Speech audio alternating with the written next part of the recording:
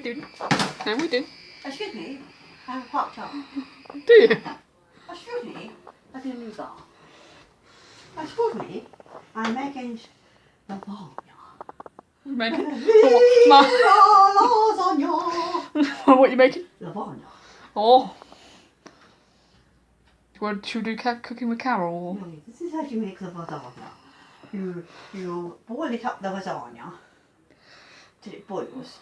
Then one takes it from there and puts it over there and puts it into this here thing here. This is called a colander.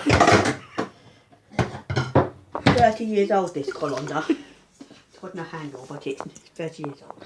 You take it over here, dip it into here, pour on cold water so that it gets rid of all fat. Tip it back into there and then add about lasagna sauce and boil for 20 minutes.